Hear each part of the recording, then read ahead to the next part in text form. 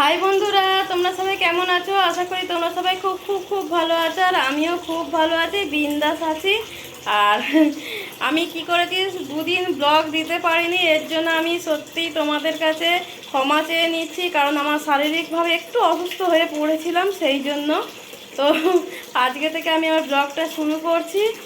আর সবাইকেই জানাই good morning. আর এখন বাজে 7:44। তো এখন থেকেই আমি আমার ব্লগটা শুরু করছি, তোমরা দেখতে থাকো। আশা করি তোমাদের খুব খুব ভালো লাগবে। আর এই দুদিন যাবৎ সেরমভাবে সত্যিই কোনো কাজকর্ম করিনি, শারীরিকভাবে সত্যি অসুস্থ ছিলাম। আর মানে কোনো রকমে না বাসি কাজটুকুন করলে হয় সংসারের জন্য, ততটুকুনি করেছি। আজকে ওই জন্য আমি সমস্ত কাজকর্ম গুছাবো, করব, অনেক কাজ আছে। তারপরে বলো বন্ধুরা, তোমরা সবাই কেমন আছো, কে কী করছো, প্লিজ একটু কমেন্ট করো আমাকে। আর এখন আমি জল ভরছি, দাঁড়া তোমাদের ব্যাক ক্যামেরায় দেখাচ্ছি। আমি এই জল ভরছি, ওই বালতিটা রান্নার জল ভরি। মানে ট্যাঙ্কিতে তো সব দিনের মানে এমনি জল ভর্তি থাকে বলে না, আমি ট্যাঙ্কির জলে রান্না করি না, ঠিক আছে।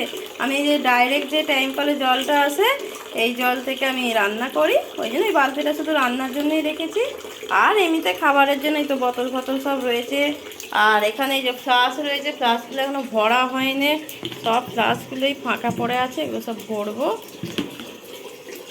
সব মাজা ধোয়া করলাম, করে সব রাখছি, সব পরবো। আর একটা জিনিস বন্ধুরা, ছেলে গেছে পড়তে, ঠিক আছে, ছেলে পড়তে গেছে। দাঁড়াও, এটা দই বসেছিলাম, দইটা দেখছি খুলে পিমড়ে পিমড়ে হয়ে যাচ্ছে। এখন গরমকাল তো, ছেলে খালি বলে ও মা দুধ খাবো না, দুধ ভালো লাগছে না, আমাকে দই বসিয়ে দেবে। কালকেও দই বসিয়ে দিয়েছিলাম, কালকে টক দই বসিয়েছিলাম। আর আজকে মিষ্টি দই বসিয়েছি, সেটা রেখে দিলাম, পিমড়ে হয়ে যায়, এই একটা সমস্যা, পিমড়ে হয়ে যায় খালি। তো এবার আগে দোকানটা খুলে ফেলবো, ছেলে পড়তে চলে গেছে অনেকক্ষণ। আর বলেছিলাম না আমার বাপের বাড়িতে অনুষ্ঠান ছিল, তাও যেতে পারিনি, মা অনেক করে ডেকেছিল, এতই শরীরটা খারাপ ছিল যেতে পারিনি। এমনকি মিষ্টি আরে কিনেও রেখেছিলাম যে যাব বলে, কিন্তু যেতে পারিনি বলে আজকে ছেলে ওই দিকেই পড়তে যাবে। আমি তবে দিয়ে দেয় বলে ও দিদার বাড়িতে গিয়ে মিষ্টি দিয়ে তবে পড়তে যাবে, দিয়ে পালে তাদের নাম করে কিনে রেখেছিলাম তো, ওই জন্যে। আর এবার দোকান খুলবো, দাঁড়াও, জলটা ভরা হয়ে গেলে দোকানটা খুলে দেবো।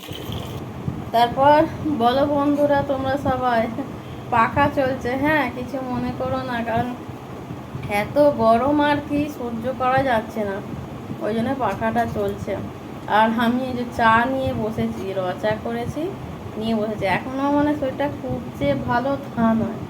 তো এইটা থেকে বোঝা যায় কি বলো তো বন্ধুরা, মানে বাড়িতে একা খেতে ভালো, শুতে ভালো, কিন্তু যখন একটু অসুস্থ মনে হয় না, তখন খুব একা মনে হয়, প্রচুর একা মনে হয় তখন।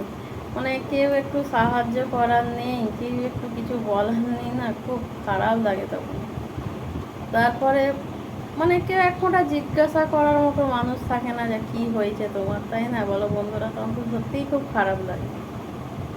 হ্যাঁ, হয়তো ফোনের ওপার থেকে মারে বলে কি হয়েছে, ডাক্তার দেখা, এরম টাইপের। কিন্তু এমনিতে যে একটু যদি হাজব্যান্ডও থাকতো, অন্তত হয়তো বলতো যে কি করছো, ওষুধ এনে দিই একটা, এইগুলো তো ভালো লাগা কাজ করে।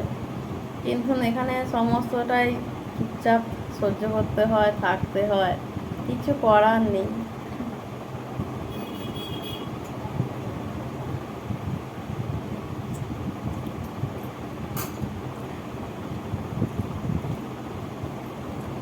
এইভাবে আমার জীবন চলে এসছে। আমার সব থেকেও মাঝে মাঝে মনে হয় কিচ্ছু নেই, কেউ নেই, কোথাও নেই, সামনেই শ্বশুর বাড়ি, কিন্তু সেইভাবে কেউ কারোর সাথে মেশা হয় না। ওই রাস্তায় যতটুকুন দেখা হয়, বা কোনো অনুষ্ঠান বাড়ি পড়লে সেখানে হয়তো যেগুলো দেখা হয়, এরম টাইপের না, খুব যে কোনো কিছুই নয়। হয়তো সেটা আমি বলবো না, আমাদের কোনো কিছুতে দেখিনি, যে সবসময় আমার দোষ নয় সেটা বলাও ভুল, আমিও কোনো কিছুতে যাইনি, ওরাও কোনো কিছুতে আসেনি, এরকম হয়।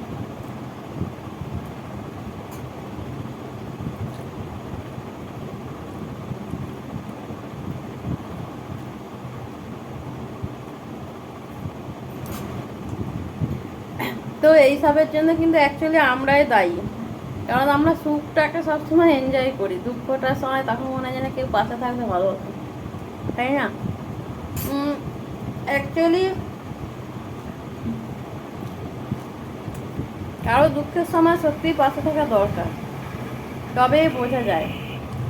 কিন্তু আমরা মানুষ কি করি, যখন নিজেদের সুখ আনন্দ মানে হয় তখন মানে কাউকে দরকার নেই, একাই 100 ঠিক আছে হয়ে যাবে কোনো রকম।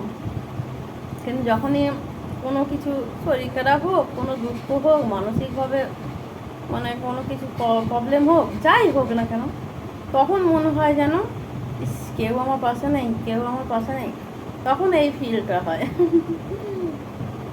তো সেটাও আমার মধ্যে মাঝে মাঝে কাজ করে। সব সময় কি সবার মন মানসিকতা সমান থাকে? কখনো ভেঙে যায়, কখনো আবার নতুনভাবে গড়ে ওঠে, তাই না?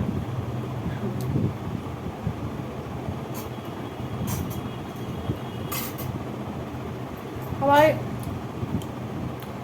ওপর ভাবে যে কি হয়েছে, তো কিছুই হয়নি। অ্যাকচুয়ালি সবাই ওপর সেটাই দেখে, কিন্তু যার সঙ্গে যেটা হয় সে সেটা বোঝে যে তার মধ্যে কি চলছে, তাই না? বিস্কুট দুটো খেলাম তখন থেকে, এই যে এবার চা খাচ্ছি। ইচ্ছে যায় দুধ চা খেতে, কিন্তু উপায় নেই। আর সকালবেলা না আমার এখনকার আর সেইভাবে ইচ্ছাও যায়নি যে থাক ছেড়ে দাও, চলো আমি র চাই খাই।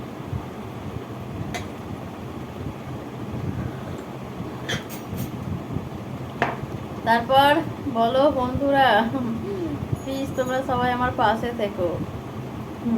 আমি সত্যি কথা বলতে তোমাদেরকেই আমার বন্ধু বানিয়ে নিয়েছি, জীবনে যতটুকু আনন্দ শেয়ার করি। হ্যাঁ, দুদিন সত্যিই আমার মন মানসিকতা শরীর সবই অসুস্থ ছিল, তো সেই হিসাবে কিছুই ভালো লাগে না। আমার ছেলে অনেকবার বলছে, মা তুমি ভিডিও দাওনি কেন, তা আমি কিছুই বলি না, মানে এমনি শরীরটা ভালো নয়, সত্যি শরীরটাও ভালো ছিল না, তো এই হিসাবে আর দেওয়া হয়নি। তো আজকে সকাল সকাল ওই জন্য শুরু করেছি, আমি না আজকে তো আর কিছু করার নেই, দিতেই হবে। তো চলো, আর আমি বা কতদিন অসুস্থতা হয়ে পড়ে থাকবো, তাই না? মানে আমি অসুস্থ তো ঘর অন্ধকার, সুতরাং আমাকে মজবুত হতেই হবে। মানে প্রতিটা গৃহবধূ একটা কি মেসেজ এসেছিল আর কি, সেটা টিপতে গিয়ে দেখলাম ক্যামেরাটা বন্ধ হয়ে গেছিল। তো যাই হোক, চাটা খেয়ে নিই, চাটা খেয়ে নিয়ে নতুনভাবে আবার জীবন শুরু করি। থমকে গেলে হবে না, আবার নতুনভাবে আশা নিয়ে সব কিছু এগিয়ে যেতে হবে। আমার হাতেই সব, মানে অ্যাকচুয়ালি সত্যিই সংসারটা অ্যাকচুয়ালি আমার বললেই চলে, আমার হাতেই সব। আমি যদি ভেঙে পড়ি সব ভেঙে যাবে, আর আমি যদি ঠিক থাকি তবেই সব ঠিক থাকবে।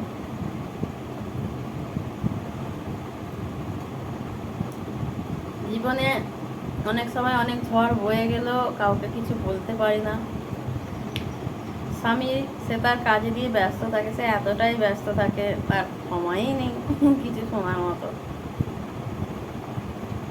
ছেলে মুখে বলি বড়, কিন্তু কতই বা বড়, সে তার মতো করে লাইফটা এনজয় করছে।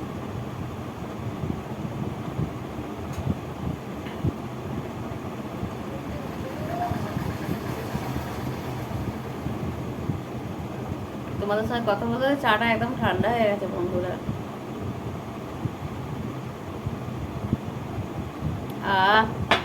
তো যাই হোক, চাটা খাওয়া হলো, বসে তোমাদের সাথে দুটো মনের কথা শেয়ার করলাম।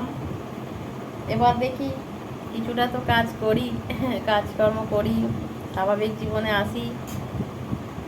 তো তোমরা আমার পাশে থেকো, প্লিজ প্লিজ প্লিজ, আমি এটাই বারবার বলছি, তোমরা প্লিজ আমার পাশে থেকো। আর কি চলছে জীবন, ভুল ঠিকানার সন্ধানে। ঠিক আছে, তো আজকে আমি রাখছি বন্ধুরা, আমি আজকে এই পর্যন্ত। খালি বারবার কেন মেসেজ এসছে আমি বুঝতে পারছি না, খালি বারবার মেসেজ। বন্ধুরা আমি আজকের মতো রাখছি।